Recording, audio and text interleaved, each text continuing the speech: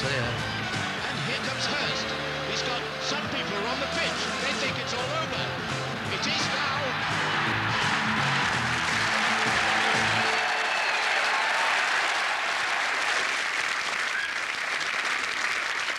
Hello and welcome to the new series of They Think It's All Over. We've got some great new games, some fantastic new guests, but sadly, the same four old regulars. Lee Hurst and David Gower, Rory McGrath and Gary Lineker.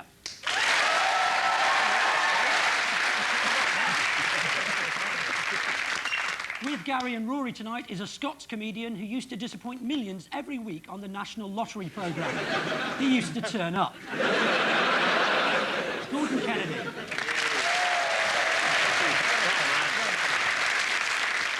And with David and Lee, one of the Premiership's top goalkeepers, and a man whose sense of humour is only topped by that of his hairdresser.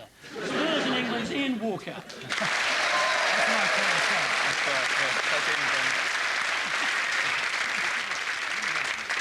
Round one is all about goal celebrations. We show the teams a clip of some post-goal festivities, and all they have to do is tell us why the players chose to celebrate in that particular way.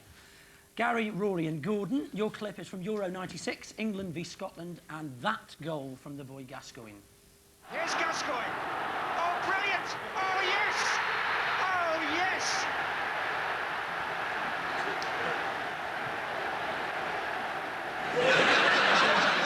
Goal by Gascoigne. What a pertinent answer to all his critics. I've never seen that goal before, actually. I was far too busy kicking in the television at that point. Gary McAllister! Are you sure you weren't trying to kick the television and just missed it? Like... Funnily enough, just before I kicked the television, it just moved a little bit, yeah. It did. The truth is, and Walks will back me up, that is actually the only way you can get a non-alcoholic drink down Gazza's throat. Well, I think we all know this. It's the old dentist's chair from the nightclub in Hong Kong where they were... They'll tell you. There's a nightclub. Players were in the dentist's chair, as they called it in this nightclub, apparently, and the alcohol was tipped down the throats, and then they got lots of grief for it, so they thought they'd respond on the pitch and show we can win despite it all. It's completely wrong. Yeah, but were you... Okay, well, if that's completely wrong, Ian, let's ask your club and country teammate, Teddy Sheringham, if it is the correct answer. We'd had a lot of stick in the press, and it was all about being in the dentist chair on a wild night out, and we thought it was very unjust, and that was our way of answering it, really, after a great goal from Gaza. So, Ian, people in the team don't really speak to you very much then? And what you didn't see there is when you get in the chair, there's this little TV screen there, and to put you to sleep, they show all these Arsenal videos. Which Rory would know. Start to the season, eh? Only letting 4 goals, and one of them wasn't your fault, Ian. Well, Gary's team definitely get 3 points for that. There were unconfirmed rumours, by the way, of an incident outside the Hong Kong nightclub when Dennis Wise allegedly punched a rickshaw driver. David, Lee and Ian, more glamour for you. It's the Auto Windscreen Shield Southern Section quarter-final, which of course you'll remember, from this January, Peterborough versus Colchester. Please explain this for us. Certainly been an evenly balanced tie as there's confusion in the Colchester defence, and Gary Martindale takes full advantage. They're back in it.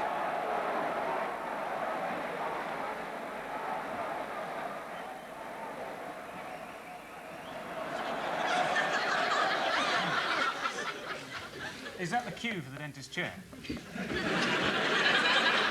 doesn't know anything about queuing, he went to public school. They don't queue, they just go straight to the front, don't you? Well, nowadays, yeah. Yeah. Is that from public school background? No, it's just quicker. Oh. Talking of quicker, will you answer the question? Are they trying to double the crowd? Because there weren't too many people there. I think that's certainly fair, yeah. Talking of which, where do they get the crowd noise from? Because that shouting when the goal was scored, we didn't see a crowd anywhere. Well, they were that was the noise from the A1. Is it that old tactic? They were playing with 17 players on the pitch, and when they score, 6 of them sneak off before the referee. What it is, in Peterborough, right, if you notice, the reason there was nobody there, it's for safety reasons, right? The ground, the football ground is subsiding, right? And it's going to one side. So every so often they have to run and counter it. So they all sit down and it just eases off a bit here and there. And it's known as the Peterborough effect. I'm going to hand it across then. Maybe the manager makes them watch lots of videos of their goals to try and learn something for the next game. But not immediately after they've scored them. Let's hear Peterborough's hunky Scott McLeish explain that behaviour. Well, the chairs were put in the newsstand in the week, and the boys said whoever scores, they just want to be the first ones to sit in them and christen them. So a few of us sat in the stand. Yeah, auto windscreens actually have a long association with football. Apparently Tony Adams has been keeping them in business for years. So the scores at the end of round 1 are David's team with 0 and Gary's team with 3.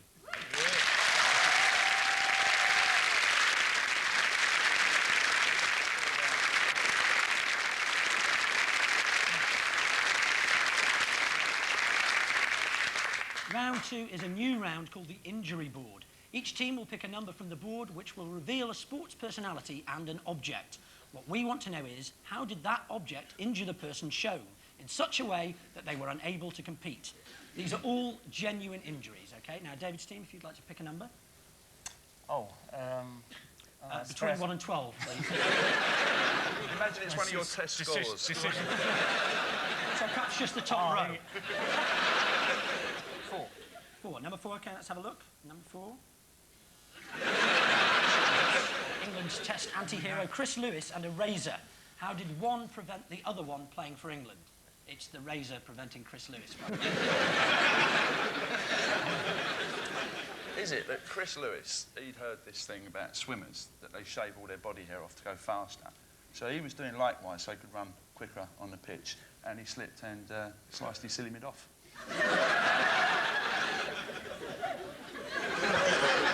No. And then he spent all day hoping they'd bowl him some googlies.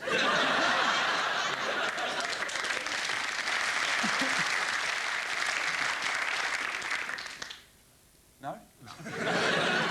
You're allowed to catch the ball with your feet. You can. Well, you're allowed to. You're allowed to. Is that why you're always dropping it with your hands?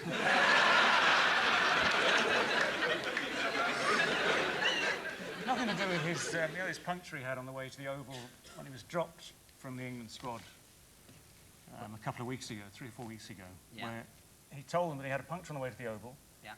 And they said, well, why didn't you call us on the mobile phone? And apparently he called him on this blue thing here. He thought it was the mobile phone, but all they could hear at the other end was a sort of zzz. That's an interesting idea, but how did he get through if he was using a shade?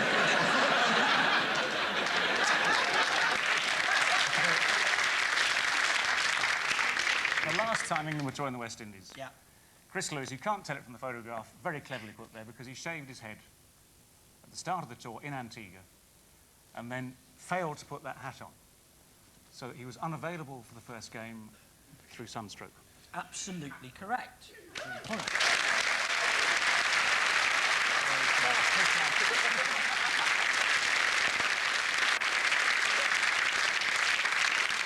Yes, during England's 1994 tour of the West Indies, English cricket's Mr. Reliable decided that in order to look hard, it would be a good idea to shave his head and spend a day in the Caribbean sun, and then get sunstroke and have to go for a bit of a lie down. I bet they were really shaking in their shoes after that one. Good point, though. Bald black men are very frightening. Surely you all remember hot chocolate. Chris Lewis, of course, famously posed naked for a women's magazine. What sort of publicity-seeking egomaniac would do a thing like that?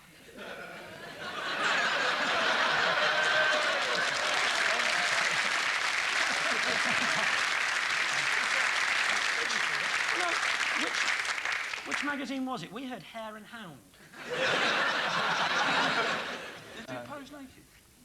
Apparently so. Apparently so. Did they trick you? What magazine was it? 4 women. 4 women? 4 women. Everyone has to start somewhere. Just saying. I thought that was a magazine for blokes. I thought that was 4 women.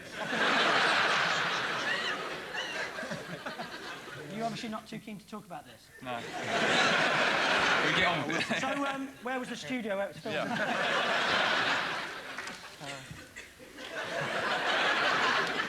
Around around your girlfriend's house. Oh, well, it was girlfriends, boyfriends then, like Reader's Wives. It was one of those things.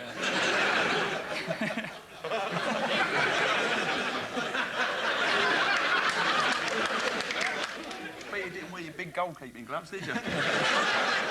You don't want that disparity looking up on the photograph. I think, to be fair, we should move on now.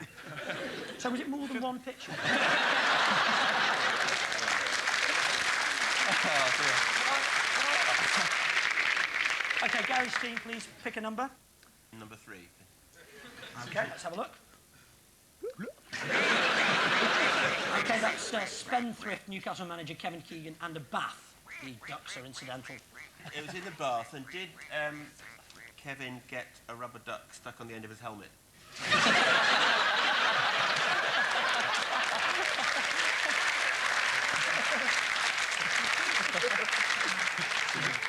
Is that Kevin doing his impression of Lee, by the way? Was he disturbed by a floater?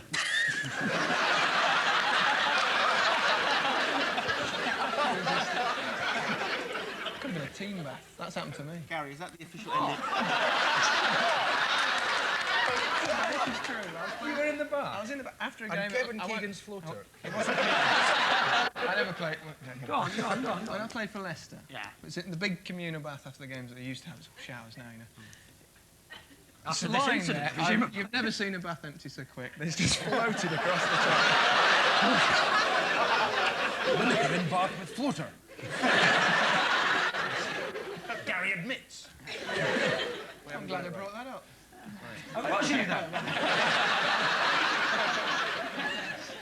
Is it back in the World Cup of '84, Spain? There wasn't a World Cup in '84. 82, that no one. wonder you didn't 82. get picked. You wouldn't have turned up in the right year.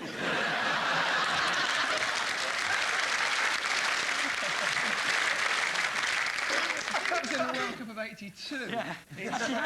They told you it was '84, didn't they? Said, yeah, go to Spain. It'll be all organised. Yeah, go on. And he slipped in the bath and he did his back in and he missed most of the games and came on and missed a sitter in the last one. No, you got the wrong injury. David's team? Well, Lee knows. yeah, I think I know the answer here, and I'm surprised that Gary didn't get it because it's his specialist subject. Go on, toe. He got his toe caught in the bath tap. Koto. His koto, yeah. When he was playing in Japan. In Kyoto. In Kyoto, Toto. OK, well, I'm going to give you 1 point as a bonus for that. Kevin Keegan indeed got his toe stuck in the tap. I thought it only happened in comics, but it's So at the end of that round, Gary's team have 3 and David's team have 4. New round now entitled What's Going On? We show the teams a clip of a bizarre sports-related action. They have to explain what exactly is happening. So, David, Lee and Ian, it's athletics for you, and we're going to show you some American TV footage of the Atlanta Olympics. World record holder Michael Johnson is in lane 3 with a giant insect in lane 2. Johnson's got a good start. Kamoga's going well on 5. Thomas in lane 2, but the cockroach takes it on the line from Johnson. So, American television viewers saw that race. What was going on? Is it Rory doing a sponsored run? He dressed up as a giant cockroach to raise money. Doesn't have to dress up. I think it's the Chinese athletes, isn't it? They've gone too far this time with the drug taking. The thing is with that, it got through the qualifying round, so why shouldn't it be there anyway? Yeah, it beat that millipede, didn't it? There's a millipede entered in the first round, it's still getting its shoes on.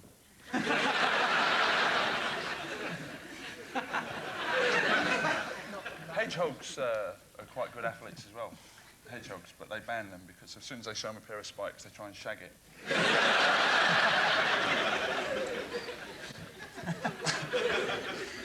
you know if there's a nuclear war, cockroaches be the only things that survive? That and people from Birmingham. I'm just remembering as well, I'm doing a gig in Birmingham, I'm dead. It's all right, you'd have died anyway. I reckon what they're trying to say there is Michael Johnson is the fastest man around, I suppose, and they're saying that if a cockroach was the size of Michael Johnson, it could beat him for speed over 400 metres. That's what I reckon. I'm going to have to give you 3 points for that.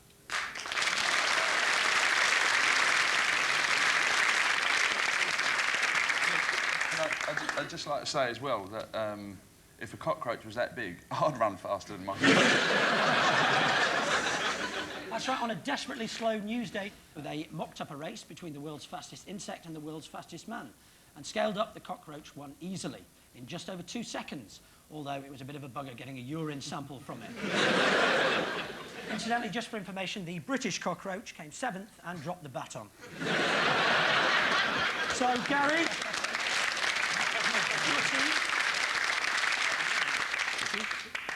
Gary, Rory and Gordon, it's boxing for you, or is it? Tyson keeping his hands up, looking for the openings. Swinging hooks for Tyson. A nice little left, right uppercut from Tyson. Again, 3 right uppercuts, and Frank's hurt against the ropes. Mills Lane comes in. The first standing 8 count. Mills Lane takes the gumshoe out of Frank Bruno. That's the latest from live TV. Topless boxing. It'll never catch on. No, The interesting thing about a cockroach is it hears through its legs. Do you know that? If you get a cockroach and pull all its legs off and say, run, it won't move. About 3 weeks ago, doctors say that Frank Bruno can't fight. We've known that for years, haven't we?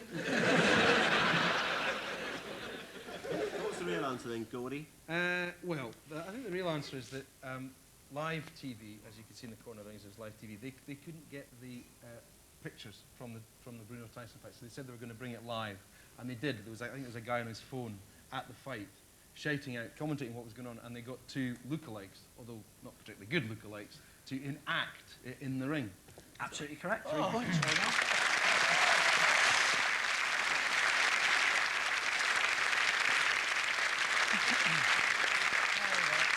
That's right, it's live TV's rather sad version of the Bruno Tyson fight, in which 2 much cheaper boxers fought in a London basement. Mike Tyson was recently reported to have been paid £20 million for 8 minutes' work. Apparently, he's in a crisp advert.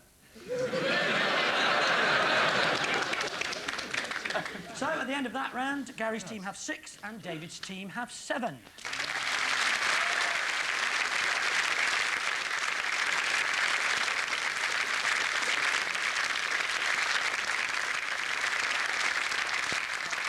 For our next round, we enter the desperate world of the photo opportunity.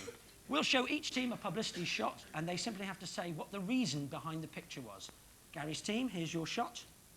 That's right, it's Sharon Davis, but what was the reason for this photo? Ah, no, that's Sharon Davis being photographed with 2 new gladiators, cheese straw and shortbread finger. Isn't it? Is it the launch of Tampax's least successful product? They are chips, are they chips? They Is are that what they're supposed to be? They look like, something silly like National Is it Chip. National Chip Day or National Potato Day? I'll have to give you that. I'll give Yeah. you points for that, yeah. Excellent.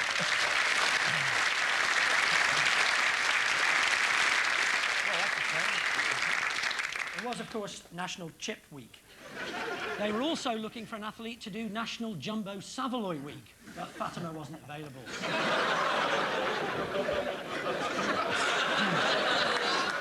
What's actually interesting is we were actually asked before the show to try and sort of tone it down a bit after complaints from the last series, weren't we, Nick? I wasn't. Who said that?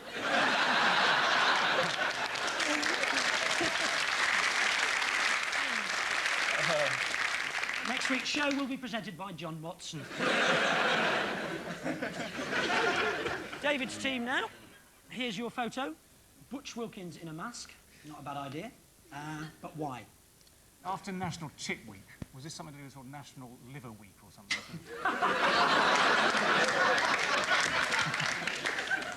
National Liver and Chianti Week. Is it what he wears to sign on?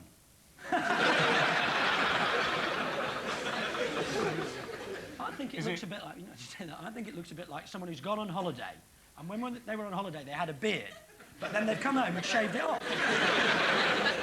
Is it because Sir Anthony Hopkins was unavailable for the premiere, and that he was the next best lookalike, and that was it? I'm going to give you 1 point for the very obvious reason that it's because some photographer thought that Ray Wilkins looked and indeed behaved a bit like Hannibal Lecter who took this photograph. And something else we have to clear up, Ray Wilkins was nicknamed the Crab because he always passed the ball sideways and not, as has been claimed, because he was often found in men's underpants. Just to clear that up. QPR, of course, play at Loftus Road, which is just 100 yards from this studio, and it's so close that sometimes you can actually hear the gales of laughter coming across from their ground. So at the end of that round, David's team have 8 and Gary's team have 9.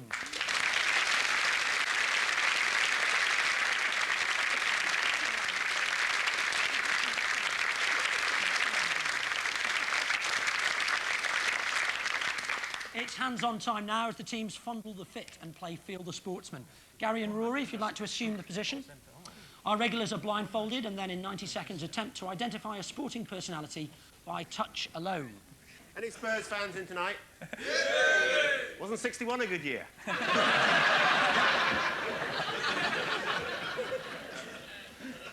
Dear, oh dear. OK, can we have our first mystery guest, please?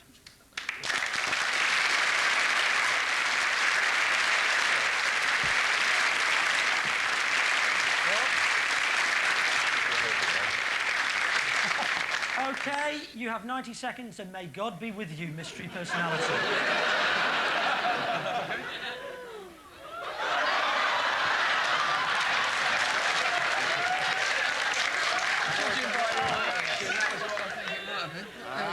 have we got here?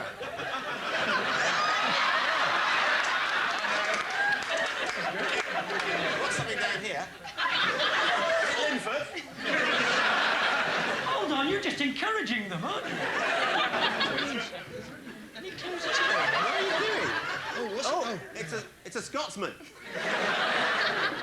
God, what's that? What is it?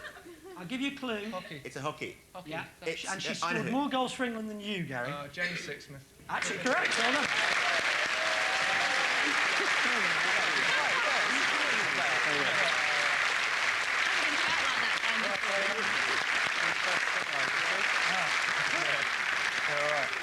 Incidentally, Jane, if you want to make a formal complaint, the nearest police station is Shepherd's Bush. Right, David and Liam, yeah, I'd like to pop over there. That saved me getting a video out this week. OK, and can we have our next mystery guest, please?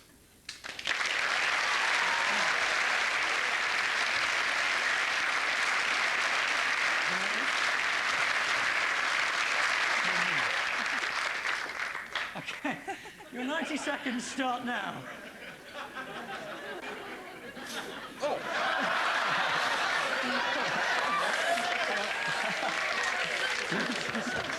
hang on.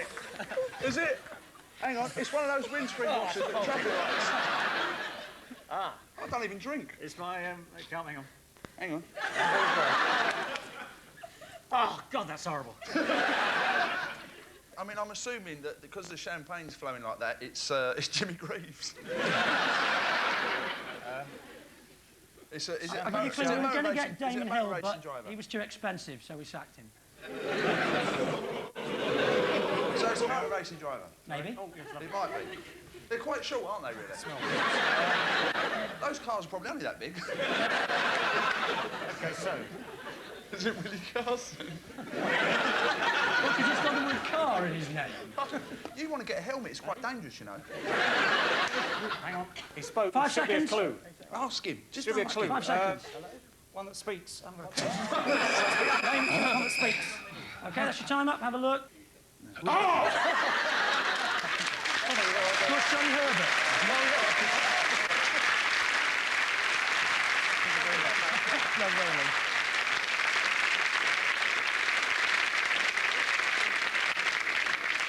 So at the end of that round, David's team have 8 and Gary's team have 12.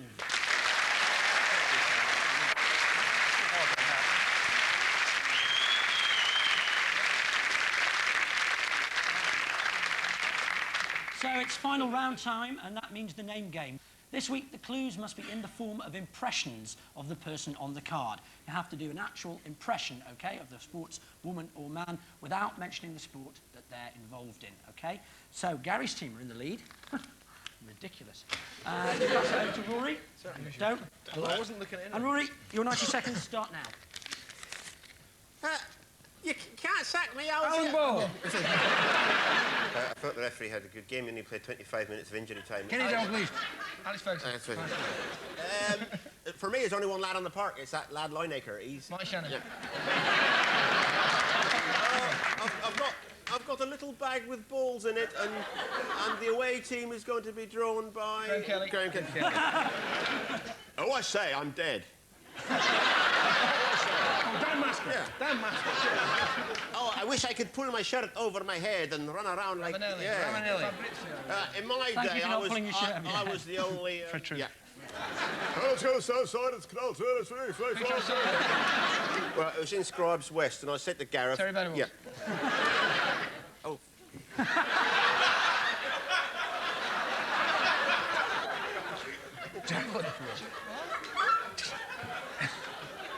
Has he been mentioned tonight? Yeah. I put my hand in my pocket and there was soil there. Well done. OK, you moved up to 22, which means you need 14 to draw level. Lee? He said, I've got to go home with the wife, smothering his champagne. I've been working on it. 90 seconds, Lee. Start now. I'll commentate with you sometimes. Jeffrey Boyd. Correct. Yeah. Splash it on all over. Splash it on all over. Splash it on all over. Henry Cooper. Yeah. Hi, honey, I'm home.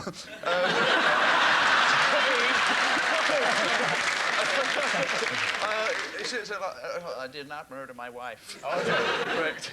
Bit like me, but, you know, used to go like that. Bobby Charlton. That's not an impression. I am not a fighter. I'm a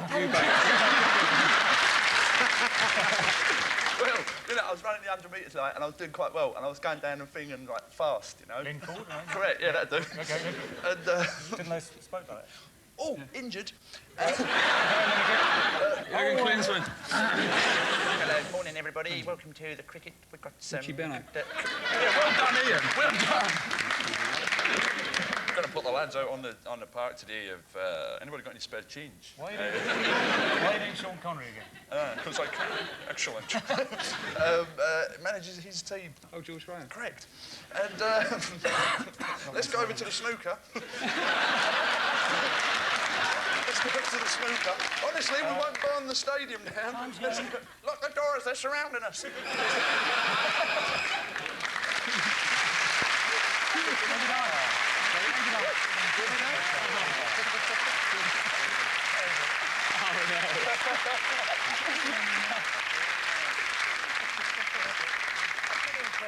There are a number of points I could take away from you, but there's no point because you've got thrashed anyway. At least for mentioning the 100 metres for Linford Christie, which wasn't allowed. So, at the end of that pulsating game, David's team have 17 and Gary's team are the winners with 22.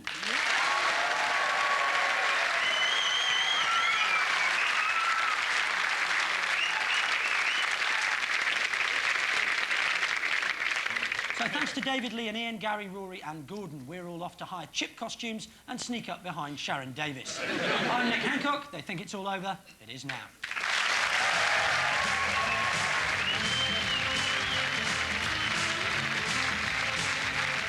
A classroom so hard it makes Grange Hill look like play school. But